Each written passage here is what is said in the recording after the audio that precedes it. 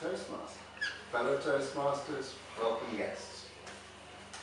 The famous five, not Enid Blyton's famous five children's adventure stories. This is a story about horse racing. It's about a unique and memorable day in the history of the Cheltenham Gold Cup. It's an event that took place in our town and is written large in the history of national hunt racing. The Gold Cup is the FA Cup final of national hunt racing. It is the dream of every jockey, every owner, every trainer. I'm not sure about every horse, but certainly all the humans involved. They want to win the Gold Cup. There are two races. The public know probably even better the Grand National, but for the cognoscenti, for the racing purist, the Gold Cup is the one to win. That's the badge you want. And they want it because it's the culmination of the national hunt season.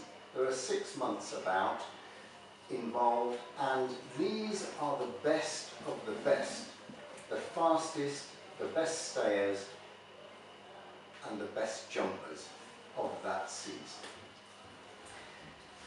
I was lucky enough to be there when Best Mate won the Gold Cup for the 3rd consecutive time. Now, to put that into perspective, you have to go back 40 years to find the previous triple winner of the Gold Cup. A horse called Arkle, who I'm sure most of you will have heard of and remember. And you have to go back 70 years to a horse called Cottage Rake to get the one before that. No other horse in modern times has won the Gold Cup 3 times. And that is because they were just exceptional horses. There's only one other horse, to my knowledge, that's won it twice, and that is Hotel Star, most recent. And he tried very hard to win it 3 times, didn't make it. Another point worth noting about the difficulty is that apart from the 3 lucky riders of the triple winners that we just discussed, no other jockey has ever won the Gold Cup more than twice. Even Tony McCall, who, as you all are aware, has just recently clocked up his 4,000th winner, has only won the Gold Cup twice in 22 years of trying. And he is the best jockey there has ever been at National Hunt. There are 4 others who've also won it twice. Barry Geraghty, John Joe O'Neill, who actually has also won it as a trainer recently, so that's a unique achievement, and Ruby Walsh. Other than that, it's just one-offs over and over.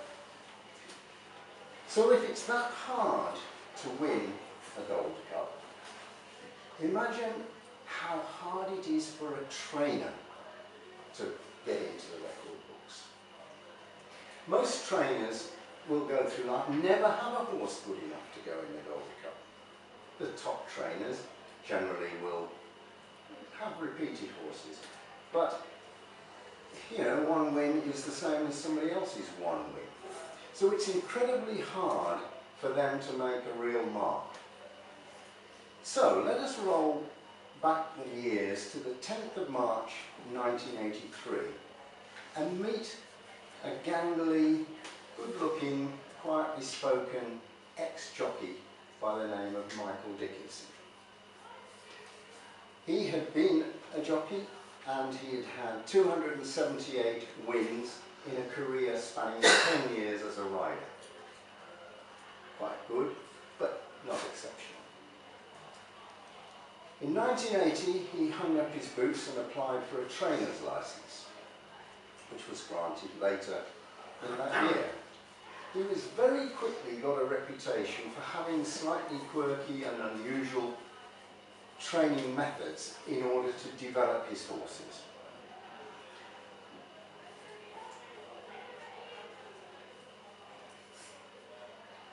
He had, however, fairly quick success in his first year, but in his second year as a trainer, he got the first horse and the second horse home in the Gold Cup. And in his third year, he, all the pundits said, foolishly entered 5 horses for the Cheltenham Gold Cup. He had a nightmare 3 months prior to that meeting.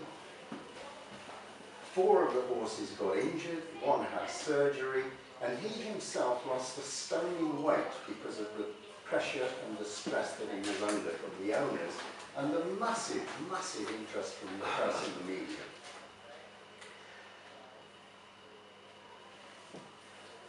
On the morning of the race, all of them, by a miracle, were declared fit and joined the other 6 horses at the start. They set off, once the commentator shouted the proverbial words, "And they're off!" And 60,000 people, as they always do on Gold Cup Day, roared their enthusiasm for these warriors to set off on this marathon energy-sapping race. 12 minutes, 22 fences, and 3¼ miles later, imagine the joy of the stable lads, the jockeys, the owners, and Michael Dickinson himself, when all 5 returned safe and sound, not a faller amongst them. But unbelievably and remarkably,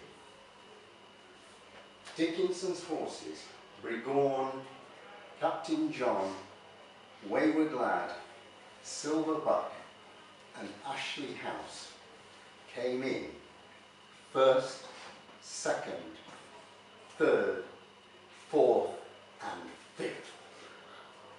The racing world were aghast. A novice trainer had achieved what everyone thought was impossible. And if you ask any follower of National Hunt Racing today, they will be, and mention the famous 5, they will be able to tell you the name of that man.